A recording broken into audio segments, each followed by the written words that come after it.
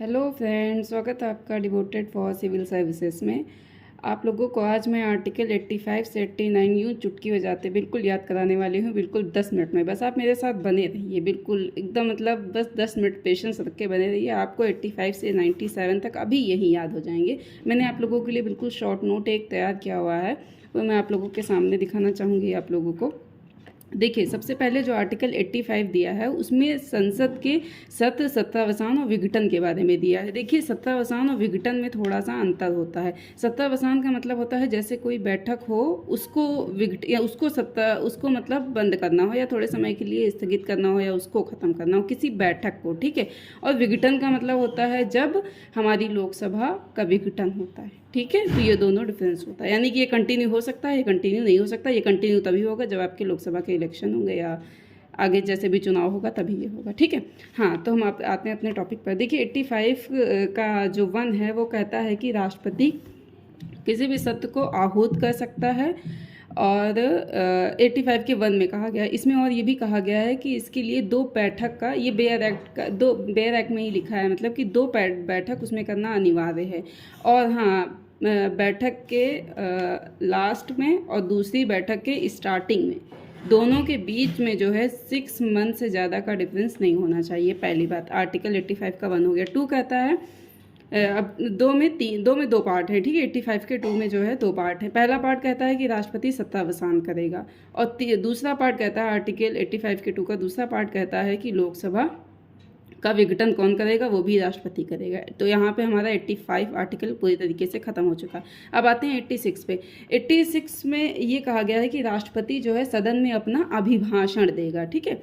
अभिभाषण in the sense, और जो है, और साथ ही वो ये भी अपेक्षा करेगा कि सदस्य उसमें ज़्यादा से ज़्यादा उपस्थित हों। वो ऐसी अपेक्षा कर सकता है अभिभाषण में, ठीक है। ये 86 के 1 में। 86 का 2 क्या कहता है कि कोई भी संदेश हो तो वो भेजा जा सकता है, फिर चाहे वो लंबित विधेयक हो या कोई बिल विधेयक हो, मतलब कुछ भी हो, तो राष्ट्रपति क्या करेगा, सदन में संदेश भेज सकता है। ये हमारे 86 यहाँ पे ख़त्म हो गए। ध्यान रहे, 87 क्या कहता है, राष्ट्रपति का विशेष अभिभाषण है। यानी कि इसमें क्या है कि जो नई लोकसभा दोनों सत्रों में एक साथ भी हो सकती है। ध्यान रहे, ये जो विशेष अभिभाषण है ये दोनों सत्रों में एक साथ होती है। इसमें ये है कि जो नई लोकसभा है ये पहले सत्र में, और दूसरा क्या है कि हर साल के पहले सत्र में। बात समझ में आ गया? लोकसभा का जब भी पहला सत्र होगा उसमें हमारा विशेष अभिभाषण होगा, या फिर जो हर साल हमारा सत्र होता है उसके सिर्फ पहले सत्र में, ठीक है।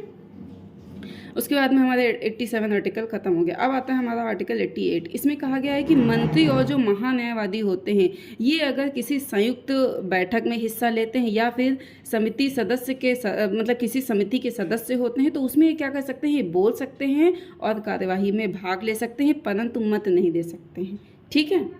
ध्यान रहे आपको कि महान्यायवादी किसी भी सदन का सदस्य नहीं होता है, तो वो किसी में भी वोट नहीं कर सकता है। लेकिन मंत्री हर उसमें बैठक में तो मत नहीं दे सकता, लेकिन जिस सदन का वो सदस्य है उसमें ज़रूर वो करेगा, वोटिंग करेगा, ठीक है। तो 88 हमारे यहाँ पे ख़त्म हो गया।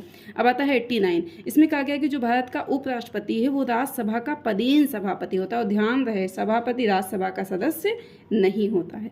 अब बात करते हैं आर्टिकल 89। ये 89 का 1 था, ठीक है। और 89 के 2 में कहा गया है कि यदि मान के चलो पद खाली है तो क्या होगा, उपसभापति, मतलब समझे ना, मान के चलो अगर उपसभापति का पद खाली है तो क्या होगा, राज्यसभा अपने ही में से जल्दी जो भी होगा उपसभापति चुन लेगा, ठीक है, अगर पद खाली है तो। 89 के 2 में ये बात कही गई है। आर्टिकल 90 क्या कहता है कि 3 पॉइंट हैं इसमें, सिर्फ आप इतना याद रखिए कि राज्यसभा के बारे में ये 3 पॉइंट हैं। यदि पद रिक्त है, पद त्याग है और पद से हटाना है। तो इसमें करना क्या होगा कि पद रिक्त कब होगा, जब वो राज्यसभा का सदस्य नहीं होगा तो उसका पद रिक्त हो जाएगा। दूसरा, अगर वो त्यागपत्र देगा तो किसको देगा, सभापति को देगा। किसकी बात हो रही है, उपसभापति की बात हो रही है, ध्यान रहे। फिर उपसभापति को अगर पद से हटाना है तो प्रभावी बहुमत से हटा सकते हैं। इसका मतलब होता है तत्कालीन समस्त सदस्यों के बहुमत से, ठीक है। ध्यान रहे, उसे हटाने से पहले 14 दिन पहले नोटिस देना अनिवार्य है, ओके।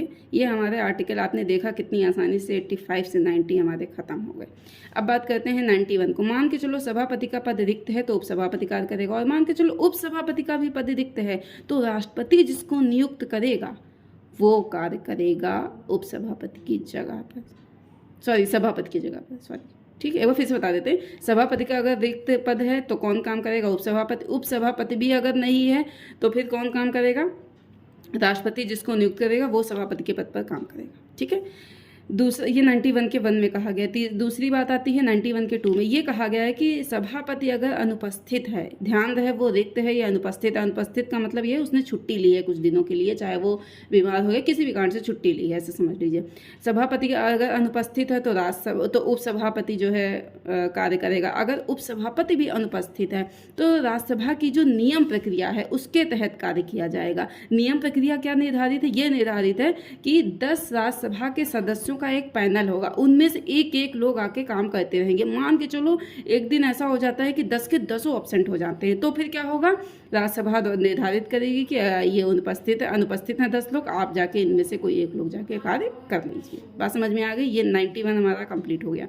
अब बात करते हैं 92 के 1 की। इसमें कहा गया है कि अगर आपको सभापति और उपसभापति को हटाना है जिस भी बैठक में, मतलब उसके हटाने का संकल्प वहाँ पे लाया गया है, तो उसमें क्या होगा कि लोग जो होंगे मतलब पीठासीन नहीं होंगे वो दोनों। कौन? सभापति या उपसभापति क्या होंगे? अगर इन दोनों में से किसी को भी हटाना है तो ये दोनों अपने अपने उसके पीठासीन नहीं होंगे।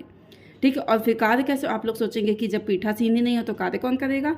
जो 91 के 2 में कहा गया। 91 के 2 में कहा गया ये दोनों उपस्थित तो 10 मेंबर का पैनल, अगर ये भी नहीं तो राज्यसभा निर्धारित करेगी। ओके, आई होप आपको बहुत अच्छा समझ में आ रहा होगा। अब बात करते हैं 92 के 2 में क्या कहा गया कि अगर उपराष्ट्रपति को हटाने का संकल्प पारित हो राज्यसभा में तो क्या होगा? सभापति ये वाला जो मैंने भी संकल्प बताया ना, देखो उपराष्ट्रपति बोले या सभापति बोले बात एक ही है राज्यसभा का। ठीक है, मैंने आपको भी बताया ना, अगर ऐसा हो गया तो क्या होगा?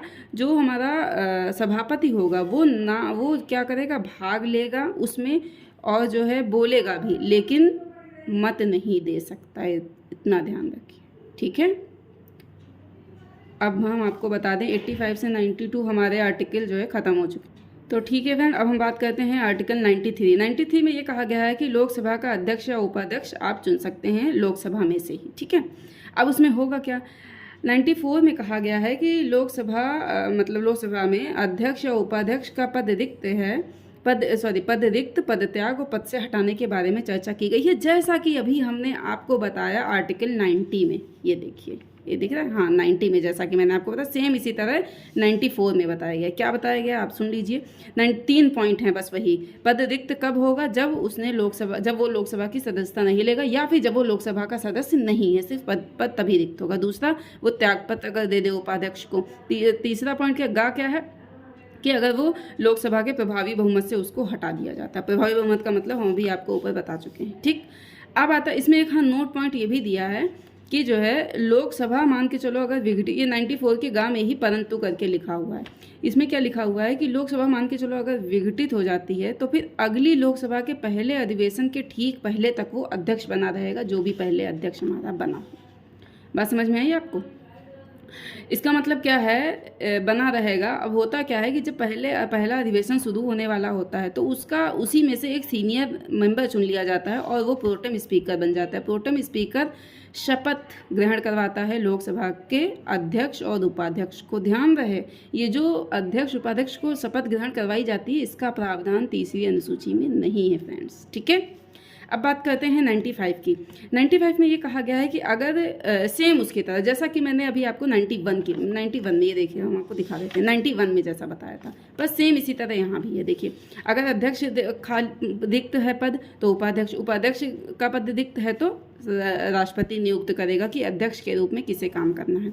दूसरा, अगर अनुपस्थित हैं तो लोकसभा में नियम है। नियम क्या है? 10 मेंबर हैं। 10 मेंबर भी अगर नहीं है तो लोकसभा डिसाइड करेगा कि कौन बनेगा। आई होप आप लोगों को समझ में आ रहा होगा फ्रेंड्स। ठीक है, दूसरी बात करते हैं हम आर्टिकल 96 के 1 में क्या कहा गया है। 96 के 1 में कहा गया सेम इसी तरह जैसे यहाँ पे 92 में कहा गया है, देख लीजिए आप लोग। ठीक है, अब इसमें क्या है 96 में क्या कहा गया? अगर हटाने का 96 के 1 में कहा गया कि अगर हटाने का संकल्प पारित हो तो अध्यक्ष या उपाध्यक्ष उस जहाँ पे ये काम हो रहा है यानी कि उस बैठक का पीठासीन अधिकारी नहीं होंगे, उस बैठक के पीठासीन अधिकारी नहीं होंगे। ठीक है, दूसरे 96 के 2 में कहा गया है कि पीठासीन के अधिकारी तो नहीं होंगे, तो क्या करेंगे? ना तो वो बोलेंगे, भाग लेंगे, लेकिन और पहली बार वो मत भी देंगे, ये भी जान लीजिए। जो हमारे अध्यक्ष साहब जी होंगे वो कार्यवाही में बोलेंगे भी, भाग भी लेंगे और पहली बार मत भी देंगे, लेकिन निर्णायक मत नहीं देंगे। निर्णायक मत का मतलब ये होता है, आप लोग जान लीजिए एक मिनट में, कि अगर बराबर की स्थिति आ जाती है तो फिर उसमें किसकी तरफ उनको जाना है, ये होता है। ठीक है, अब आर्टिकल 97 में हमारा क्या लिखा है, सभापति, उपसभापति, अध्यक्ष, उपाध्यक्ष के वेतन भत्ते दिए हुए हैं। वेतन भत्ते कौन निर्धारित करेगा, संसद विधि द्वारा निर्धारित करेगी। और जब तक संसद विधि द्वारा निर्धारित हमारे 97 आर्टिकल के तहत नहीं कर रही है वेतन भत्ते, तब तक क्या होगा दोस्तों, तब तक ये होगा कि सेकंड अनुसूची के तहत जो भी उसमें वेतन भत्ते दिए हैं उसी के अकॉर्डिंग सांसदों को मतलब सांसदों को क्या मतलब, सभापति, उपसभापति और अध्यक्ष, उपाध्यक्ष और भी जो भी इनके सदस्य हैं उनको वेतन इसी के अकॉर्डिंग दिया जाएगा। देखिए फ्रेंड्स, मैंने आप लोगों से कहा था हम 10 मिनट में ख़त्म कर देंगे। 10 मिनट में मेरा ख़त्म भी होगा, 40-41 सेकंड इसलिए आता है क्योंकि मैंने थोड़ा सा इंट्रो भी दिया था। अब मैं आपको एक लाइन मतलब 1 मिनट में सारा सब कुछ कंक्लूड करने वाली हूँ। 2 मिनट लगेगा, सॉरी 1 मिनट नहीं, देखिए तुरंत याद दिलाते।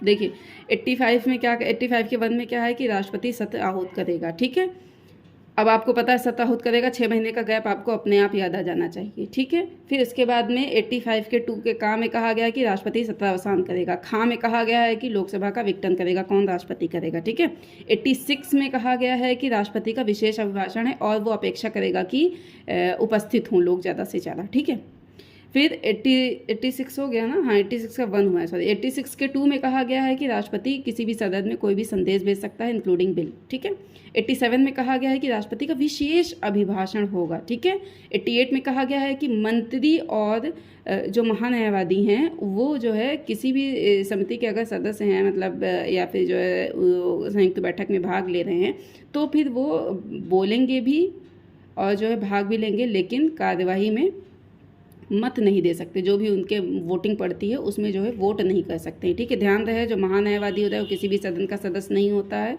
तो इसलिए वो कहीं भी वोट कभी भी नहीं कर पाएगा, लेकिन मंत्री जिस सदन का सदस्य होता है सिर्फ उसी में वोट कर सकता है। ठीक है, उसके बाद अब बात करते हैं 89 के 1 में। 89 के 1 में कहा गया कि उपराष्ट्रपति जो है हमारा वो क्या होगा, सभापति होगा, राज्यसभा का पदेन सभापति होगा। ठीक है, पदेन सभापति का मतलब है, मैं आगे आपको नेक्स्ट लेक्चर में बताऊंगी, अभी लंबा हो जाएगा वरना। ठीक है, 89 के 2 में कहा गया है कि यदि मान के चलो सभापति का पद खाली है तो कौन काम करेगा, उपसभापति काम करेगा। ठीक है, और अगर मान के चलो वो नहीं है तो अपने अपने सदस्यों मतलब अपने जो उनके 20 सदस्य हैं उनमें से किसी एक को चुन लेगा और फिर वो काम करेंगे। ठीक है, फिर बात करते हैं 90 में। 90 में मैंने आपको बताया कि 3 पॉइंट है। पहला कहा गया है कि अगर पद रिक्त कब होगा, जब वो सदस्य उस सदन का सदस्य नहीं होगा तभी वो पद रिक्त होगा। दूसरा, त्याग पत्र देगा कौन, सभापति। उपसभापति को देगा क्या त्याग पत्र, क्या आप ये लोग बता सकते हैं, बताइए सभापति किसको त्याग पत्र देगा या उपसभापति किसको त्याग पत्र देगा। खैर वीडियो रोकिए और कमेंट करिए, मैं आपको लेकिन अभी बता देती हूँ। देखिए जो सभापति होता है वो राष्ट्रपति को त्याग पत्र देता है, ध्यान रखिएगा, लेकिन जो उपसभापति होता है वो सभापति को त्याग पत्र देता है। ठीक है, तो हमारा 90 यहाँ पे खत्म हो गया। अब बात कर, और हाँ ध्यान रहे यहाँ तीसरा नहीं बताया। तीसरे में ये होता है कि पद से हटाना है तो तत्कालीन समस्त सदस्यों के बहुमत से हटाया जा सकता है, लेकिन उससे पहले आपको सभापति को 14 दिन पहले नोटिस देना अनिवार्य है। ये हमारा देखिए 90 फट खत्म हो गया। अब बात करते हैं 91 की। 91 में ये कहा गया है कि जो सभापति के अगर पद दिखता है तो उपसभापति, उपसभापति भी अगर दिखता है तो राष्ट्रपति। अब इसका मतलब समझ आइए, राष्ट्रपति जिसको नियुक्त करेगा। ठीक है, अब फिर 91 के 2 में बात करते हैं, अगर सभापति अनुपस्थित है, अनुपस्थित ध्यान रहे, देखते नहीं, अनुपस्थित मैंने आपको पहले बताया, अनुपस्थित है तो क्या होगा, उपसभापति कार्य करेगा। अगर वो भी नहीं है तो कौन काम करेगा, जो उनका राज्यसभा के जो नियम होंगे, नियम में क्या है 10 लोगों का मेंबर, अगर ये भी नहीं हो तो फिर राज्यसभा इसमें से डिसाइड करेगा अपने में से कि कौन काम करेगा। ठीक है, तो हमारा यहाँ पे 91 भी खत्म हो गया है। अब बात करते हैं 92 की। 92 में ये कहा गया है, 92 में ये कहा गया है कि अगर हटाने का संकल्प पारित हो तो उसमें क्या होंगे, सभापति या उपसभापति अगर उनकी जगह काम कर रहे हैं तो क्या होंगे, पीठासीन नहीं होंगे, पीठासीन नहीं होंगे। 91 में कहा गया है, सॉरी 92 के 1 में कहा गया, सॉरी 2 में कहा गया है कि ये मत नहीं दे सकते हैं। ठीक है, खत्म काम, 92 हो गया। 93 में कहा गया है कि लोकसभा जो है अपना अध्यक्ष और उपाध्यक्ष चुनने का इनको राइट है, अपना चुन लेंगे। 94 में फिर वही 3 पॉइंट कहा गया है कि अगर लोकसभा का सदस्य नहीं है तो पद रिक्त, कौन, अध्यक्ष की बात हो रही है, ध्यान दें। फिर उसके बाद में अगर ये त्यागपत्र अपना देना चाहे तो अध्यक्ष किसको देगा, उपाध्यक्ष को त्यागपत्र दे देगा। फिर तीसरे पॉइंट में क्या कहा गया है कि प्रभावी बहुमत से इनको क्या किया जा सकता है, पद से हम लोग हटा सकते हैं। ध्यान रहे, पद से हटाना और संकल्प पारित करना दोनों में अलग बातें हैं। ठीक है, 94 के गाँव में क्या है, पद से हटा सकते हैं। ठीक है, फिर उसके बाद बात करते हैं कि 95 के 1 में, 95 के 1 में कहा गया कि अध्यक्ष रिक्त है तो उपाध्यक्ष काम करेगा, उपाध्यक्ष भी नहीं है तो राष्ट्रपति नियुक्त करेगा। फिर 95 के 2 में कहा गया है कि अगर ये दोनों ही रिक्त हैं, सॉरी किसकी बात, हाँ 95 के 2 में कहा गया कि अगर ये दोनों क्या हैं, अनुपस्थित हैं, रिक्त की बात नहीं हो रही, अब अनुपस्थित हैं तो कौन काम करेगा, उपसभापति,